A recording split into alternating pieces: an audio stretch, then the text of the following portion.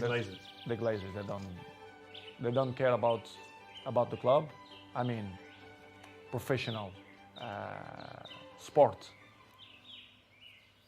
As you know, Manchester is a marketing club. They will get his money from the marketing.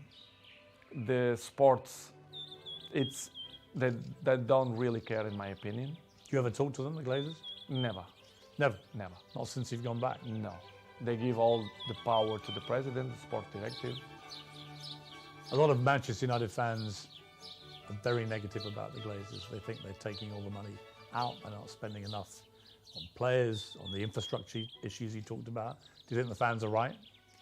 The fans, they're always right. I think the fans should know the truth, should know that the players, we want the best for the club. I want the best of the club. This is why I'm coming to Manchester United. This is why I love this club. But you have some things inside the club which don't help to Manchester reach the top level as City, Liverpool, and even now Arsenal, for example, which is complicated. It's difficult.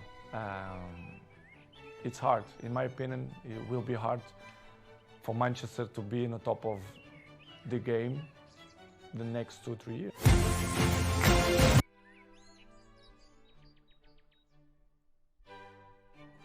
And we're going to start by talking about Cristiano Ronaldo, because although it feels like particularly when you've been in, strangely enough, Leanne, we've talked a lot about Ronaldo and the situation at Manchester United because he's done this huge, high-profile interview.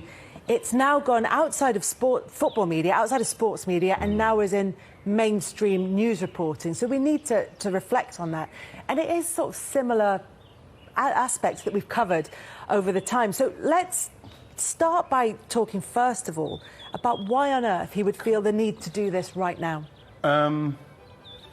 Probably to help like engineering getting out, maybe, I don't know, because it doesn't seem to make any sense for him to be talking like he's speaking. I think that a lot of the stuff that he's said, when you consider the stature of the player and the club and what he's said, one of the things that stuck out to me more than anything is nothing's changed in the whole of the place in 17 years now.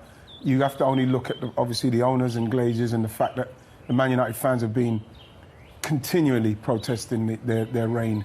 Is that something that I would look at and think, wow, that's really damning? But I think for him to come out and speak like he has and say what he said, especially the disrespect towards the manager, which I found very difficult, you know, especially when he walked off the pitch, refused to play and then walked off. I thought that was disrespectful. And I think the manager giving him the armband not long after that, maybe the game after, whatever it was, shows that he's got a certain amount of respect for him. But it just, for me, it smacks of somebody that wants to do this final thing, what everybody says, OK, let's go. Let's negotiate and get you out.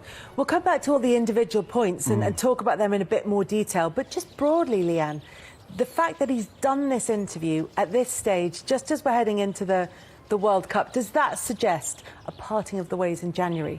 Yeah, and I think it's a situation that should have been handled, you know, in the off-season, because it's out of control now to a certain degree. And you know I'm the biggest Cristiano Ronaldo fan, but at times this season, you know, I'll defend him all the time, but I can't anymore to a certain degree, because I played for managers I didn't particularly want to play for. I felt disrespected by, but I would never not come on the pitch. When you start walking down the tunnel and making it about yourself, you leave the manager with no choice but to drop you against Chelsea in the way that Ten Hag did.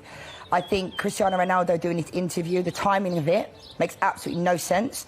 I think he's a bit out of touch with reality, if I'm being honest, because his legacy, I think, is being tarnished. Because, you know, I don't foresee there being a statue. I don't foresee all those things.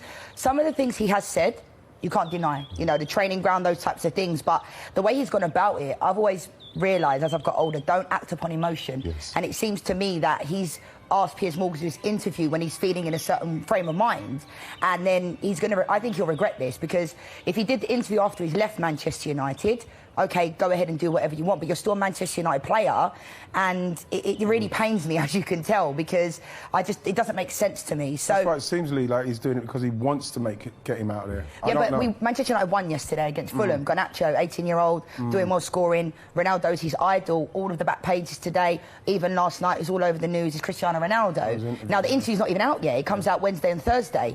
You know, it's only been snippets that have come out. So I'm going to wait to see the whole thing to make a complete opinion of it. But I think the timing of it is very, very poor. No denying Cristiano Ronaldo is one of the greatest players we've all ever seen. It can, you know, different opinions can say whatever they want, but that's just the way I feel. But I'm really disappointed in this situation, and I feel like it shouldn't be a situation where no one could speak out about him, because it seems like if anyone says anything bad about him, he ignores them and he doesn't want to talk to them. I've spoken about Cristiano Ronaldo literally live, saying how great he is, how much I love him, but when he's doing stuff like this, I love Manchester United more than I love Cristiano Ronaldo, so therefore I have to give an unbiased opinion. And again, I think he's let the fans down, I really do, and the club, because it doesn't make sense to me on a Sunday night coming out with his snippets, and it's just we're talking about, and the disrespect, him saying that Ten Hag's disrespected him, it's quite strange. In terms of the coverage of it, officially, Manchester United and Ten Hag in particular have said he's part of our plans, he's an excellent player.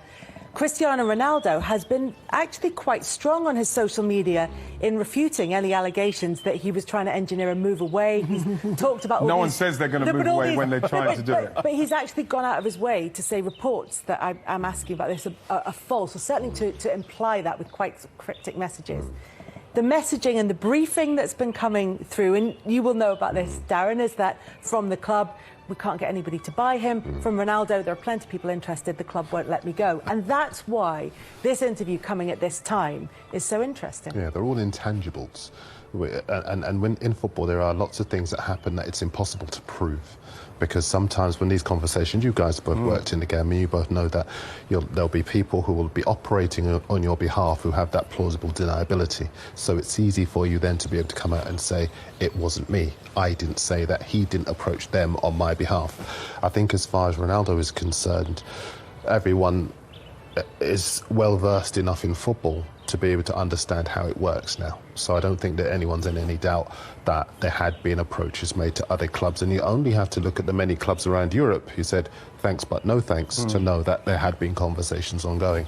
Where does it leave him? I think he's done at the club. There is no chance he would come back. We've already seen from Ten Hag's demeanour that he will not have somebody who's going to be fair, no manager would have a player back in the squad who's disrespected him in that manner. My understanding is that at United, Ronaldo, when he wants to do interviews, does them.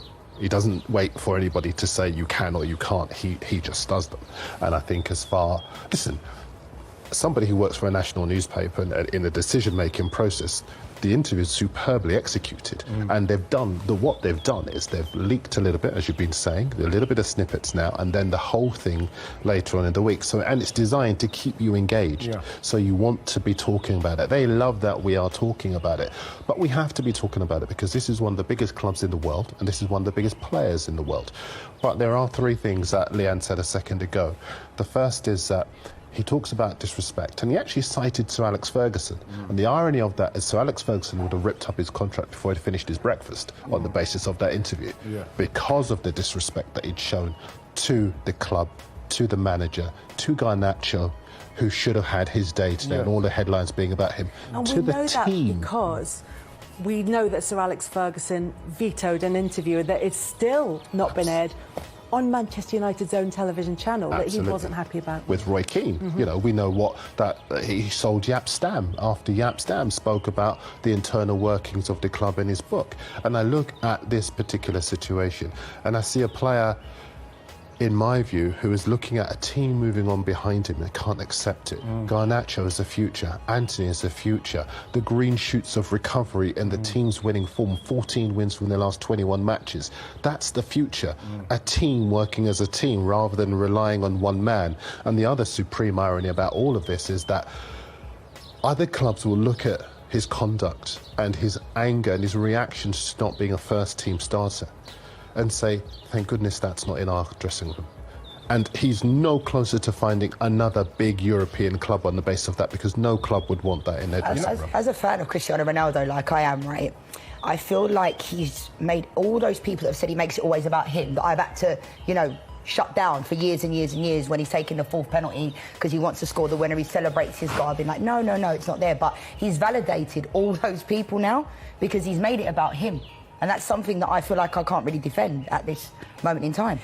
Go on, I was just going to say that there are all the things that he's talked about, and we will come back to, are things like, you know, the way that he's talked about the current manager, previous managers, whether it's Alex Ferguson, who's very close relationship with, whether it's about Rangnick, whether it's about Ten Hag, the current manager, also about former teammates, talked about the current crop of players at Manchester United, and about the situation more generally at the club. And Manchester United, in the last couple of minutes, have released a statement, and this is what the club have said about Cristiano Ronaldo's interview.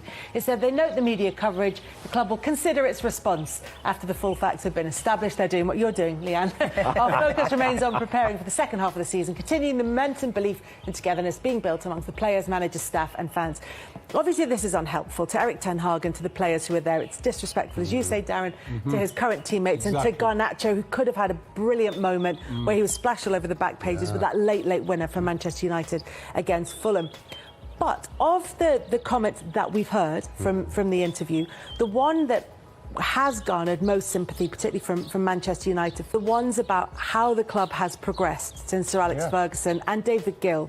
It must be said, he doesn't talk about him, but it happened at the same time, left the club, about how the gym, the facilities, everything that he has access to, the food in the canteen. He was very keen to be complimentary towards the chef as a person.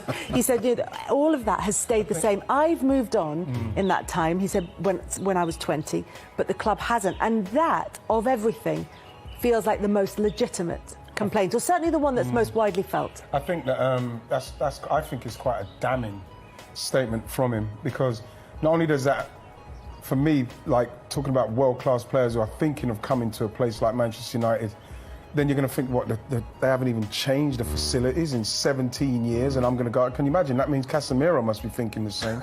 Ronaldo's, obviously, this is something that's probably been annoying him from the time he got there, about the fact that the facilities are what they are. But again, I have to go back to, you know, that's the owners, you know, and that for, you couldn't see anyone else. No. When's the last time you saw a player of that stature come out and have a dig at the club of that stature? To the owners. You don't former see it. Players have, talking about the stadium. Can I ask you, but like that. If he were coming back, would it not have been the case that they would have taken him? Because obviously we saw this summer. Yeah, taking him to have a look around the training ground. This is where we are now. Would he not have had the chance to see any of that? Well, he's also got his own everything. He said it was an emotional decision, didn't he? He said he just loves the club. And the thing is, you'd have holiday romance. Yeah, but everybody's known for many years that Man United have done, the Glazers have done nothing to fix the stadium, build a stadium up, and I think that again, not only for players who are thinking of going there, but for the fans to continue to protest these people. Manchester United not putting that lick of paint on properly for 17 years, changing that place. Ever like this like it is, ever like this like that how it is, and Ronaldo's obviously doing that interview for himself, right? Ronaldo's operating outside the club. You know what I mean? It's like you said there, Kels, he doesn't ask anybody when he does an interview. He does an interview when he wants. He's operating outside the club, so he doesn't really care deep down. The problem for me is that Man United need to find a way to get this squashed so as they can move on. So as then, you know, and he said that the club didn't believe him as well when he said his daughter was ill, which meant that he had to miss pre-season training. He was really hurt by that, the fact that they doubted him. Let's get more on this now, and we're going to speak to Manchester United football writer for The Sun, Neil Custis. Good morning, Neil. Morning, Neil. Hi, good morning. Good morning. Neil, we had Piers on yesterday, and Piers was saying, look, don't judge it until everything's coming out and you watch the whole interview. But it's kind of hard, isn't it, to not react to it when they're being drip-fed in the way that they are. What was your reaction to the interview in the first place? I mean, it's huge, shocking. I'm not totally surprised, because he has been, you know, he's not been acting in the best interests of the club himself for quite a while, in terms of, you know, obviously how he's been, and, you know, not coming on as a sub, walking off before the end of a game, leaving before the end of a pre-season friendly. It's a sort of like, you know, he's not as good as he was. He's not in Man United. He should not be in Man United's best first team, and he's struggling to handle that. Now, a lot of what he says, I can agree with. You know, certainly with regard to the Glazers, who've taken far too much money out of the club. I I argue about the spending, but it's not the Glazers' money, it's the club's money. But there has been a huge amount of spending. How well that spending's been done is another question. There's a lot of things that he complains about that are being addressed and have been addressed recently, but should have been addressed a long time ago. Things were allowed to, go to rack and ruin a bit. And the club hasn't been taken care of. I think it is being taken care of now. But that's in the interim. They've fallen behind, and they've fallen way behind City, and they've fallen behind Liverpool because the eye's been literally taken off the ball. Neil, where does the club go from here? I know they've come out and said, look, what till we see the whole article, the programme, and then we come out with a statement. But surely there's no way back now, is there, for Ronaldo at Manchester United? No, absolutely not. I mean, when their statement said something like, we'll establish the full facts, I mean, well, they're staring you in the face, aren't they? You can hear them, you can read them. I mean, it's obvious what he's saying. Roy Keane got kicked out of the football club for far less than this. He was just addressing what he saw was a drop in standards amongst the players. And he got kicked out of the club for that. I mean, you can't possibly even return to the training ground, as far as I'm concerned, after this. What do you think Sir Alex Ferguson makes of all this? Who's obviously been a big person in his life, Ronaldo. How would he be looking at what's going on with the club and Ronaldo, what he's come out with now? How would he deal with it? Well, he always famously said that no one player can become bigger than the club. And, when that started to happen with David Beckham, for example, whose every movement dominated the headlines rather than what was happening on the pitch, he got rid. When he saw a problem with Roy Keane that he felt was affecting the squad and the club, he got rid. He would have got rid, no matter his affection for Ronaldo and their close relationship, he would have nipped this in the bud a long time ago. So I can't imagine he's terribly impressed with it. But, should we still be looking to Sir Alex Ferguson to make statements on this and act on this and everything? He did his job and he did it incredibly well.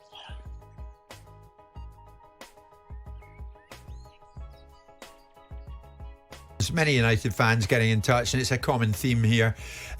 Really, we support the club. It's up to the club what they want to do now regarding this Cristiano Ronaldo and the various outbursts, the various attacks that he makes on various people. I agree with you, Simon. It's about time. We want to hear names. We want to hear names that he's talking about. If you're going to go identify hard, the people. Either go hard or go home, right? So if you're going to do it properly. Yeah. It's understood United are considering all their options, including whether to fine Ronaldo and whether they can take further disciplinary action, including tearing up his contract.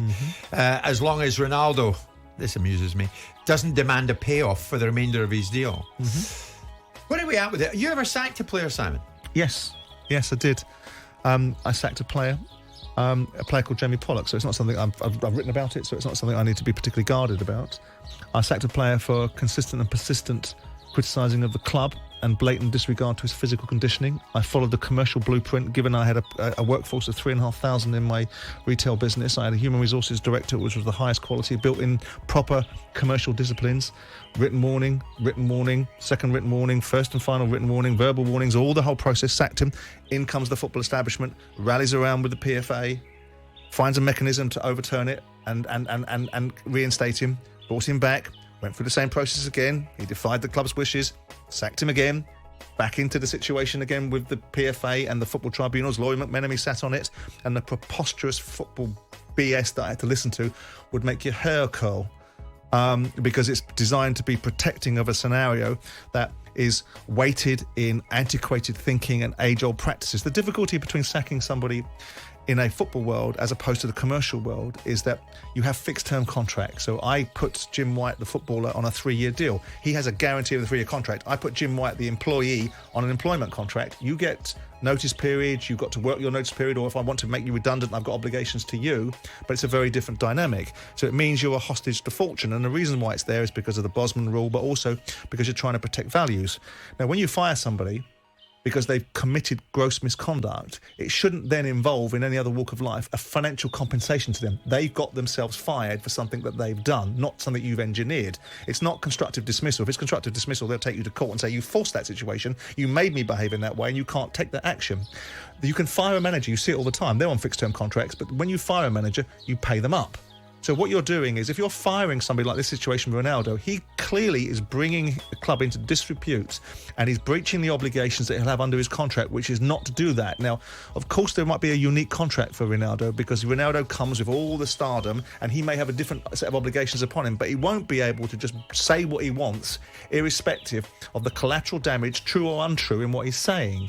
So if you sack Ronaldo in this situation because clearly you can prove that he's maliciously designed a campaign to disrupt the club, that's assuming that what he's saying is steeped in some other motivation, then there shouldn't be a need to pay him up because he's been dismissed for gross misconduct. But the difficulty is that the way that the football world holds together, it is held together to protect, and the PFA will rock straight in, guaranteed, irrespective of the wrongness of it, or the immorality of it, and protect the player. And it's not because I'm coming at it from a position of being an owner and just simply having one view on it, because if you talk to, despite my perspective in the media and people thinking I'm hard on players, if you talk to 90% of the players that played for me, they knew that I loved and cared for them and wanted the very best for them, but I wanted them to do their jobs. And this is why I get a little bit irritable with people like, he's entitled to his say, but there must be a consequence. You cannot just have the most powerful platform to say what you want to say. Perhaps go to Piers Morgan and say, I'll do an interview, but I'll only do it on my terms. I hope Piers doesn't allow that to happen. I hope we get a proper, warts and all, proper interrogation on Wednesday and Thursday. How different is this to the interview Lukaku gave, which was unauthorised, and then that effectively spelled the end of it for him at Chelsea? I think Lukaku, when you look back on that, and we were all strident in our reaction to it because we thought it was unwise for him to do an interview, he didn't take a flamethrower to the club. He took a perspective on the fact that he wasn't being treated the way he thought he should be in the playing terms. He felt he was out of favour with the coach. He wasn't getting played as regularly as he thought he should have been played, and the manager may have changed his mode of play. And ultimately, it got extrapolated into something more sinister than that. But when you look back on it, this is vastly different to basically Ronaldo turning around and making allegations about every aspect of the football club. We've only heard 4 minutes. God knows what we're going to hear. Yeah.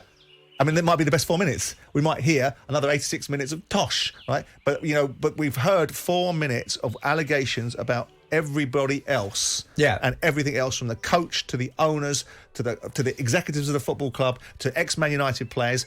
Boom! This is incendiary stuff. I mean, what's the end to this story? How do you see it ending? A lot of people are messaging saying, just a reminder, Sir Alex always said nobody is bigger than the club, and he's right. So he's right. He is right. Nobody's bigger than the club. Not even this guy. This will run it. So how's this going to end? This will run its course. You know, Ronaldo is not bigger than the club. I don't care that he's got 500 million followers around the world. He's a footballer. He's someone that people aspire to be like for certain reasons. He's been an ultimately fantastic player. But United will come out of this with Ten Hag taking the club in a better direction. You know, I know I've made observations about his suit didn't fit him properly in the context of how his presentation looks. I wanted to see a leader. And I felt in that press conference, like I did at an early doors of Ange Postecoglou, that they weren't quite on their mettle, which is understandable. It's a huge football club. The political animal, the beast that is Man United, is ravenous in the way that it chews people up. And the politics and the culture of that football club are very difficult to manage. So only one question in town. Out. And not on his terms. Will United sack him? I hope so. If in terms of what he's done, in the manner in which he's done it, he didn't need to go to Piers Morgan. I understand why Piers Morgan would take this interview. You say it yourself. Every journalist in the country would want this interview. I look at it differently because I'm in the media, but I don't consider myself a journalist. I consider myself as somebody that's a real world person that speaks to it in a certain way. I'm a No, but my commercial experience is in football. I'm a person that has commercial experience in football, not journalistic experience of it. I look at it and go, if this was me and this was being said about my football club and a lot of it was steeped in misrepresentation in order to engender an outcome that suited the individual, I would cut him off at the knees. Right, you'd sack him. I can't head to the break without mentioning Dom.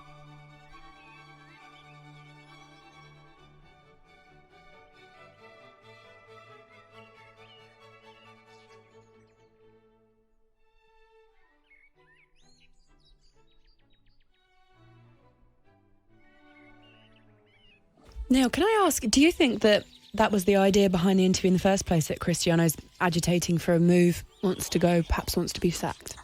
Well, I mean, this is the bizarre thing. He's saying that people are forcing him out of the club when he's wanted to get out of the club for for ages now. You know, I mean, he wanted to be out the club at the end of last season when they didn't get in the Champions League football, and you know, and he has returned to a very different club to the one he left. There has been a drop in standards amongst players. There's not the same intensity there. There's not the same drive. There's not the same will to win. He came back to a club that was very different to the one he left. He left one that was on, you know, second only to Barcelona in Europe. And now it's a club that struggles, you know, to even qualify for the Champions League. So I can see his frustration and understand his frustration because he is a winner. He's a serial winner. And he's at a club that just doesn't win anymore. But I do believe they are back on the right track with Erik ten Hag. And I do believe that he has got a drive and togetherness amongst the players. And this is affecting it. You know, they had a brilliant win over Tottenham at home. And straight away, it's all about Ronaldo refusing to come on and walking down the tunnel before the end.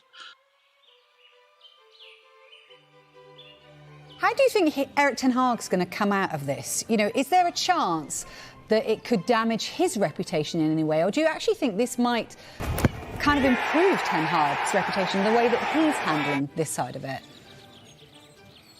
It's quite interesting that you say that, because Ten Hag has never been bothered about his reputation, because he comes from a family where they're not short of money, to put it mildly, and he never went into management to become a millionaire, because there was only his football desire, the way he wanted to be with a team, how he wanted to achieve success as a manager. That's all that counted for him.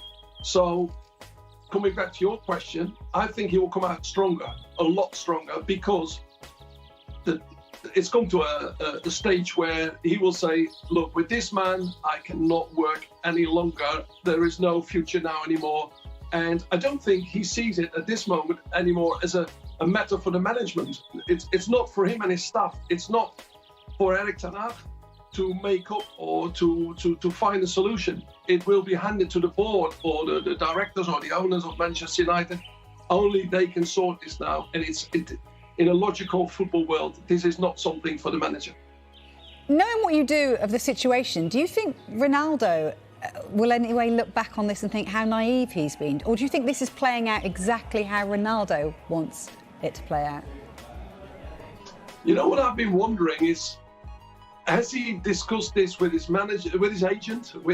Was this a really out of nowhere it came? No, he's thought about this, and the way he's gone about it, and he knows he's upset his manager, and he knows he's forcing his way out, because otherwise he would not do this, knowing that he's had all that support from Erik ten Hag all that time. If you say he'd been treated badly, but ten Hag has been kind as anything, and I know that the other players have been, you know, walking on eggshells all the time he was there. From what I understand from my sources, everybody, every day, Cristiano came in. What's he going to be like today? How is he going to be with the other players? How is he going to be with the managers? Well, you cannot carry on like this whole season. Erik ten Hag will have to carry on with the squad as it is now. And I know he was hoping that he could give him a real good World Cup. Let him train, give him matches, let him go to the World Cup. And all the intentions were there to carry on with a great, good-spirited and motivated Ronaldo. But now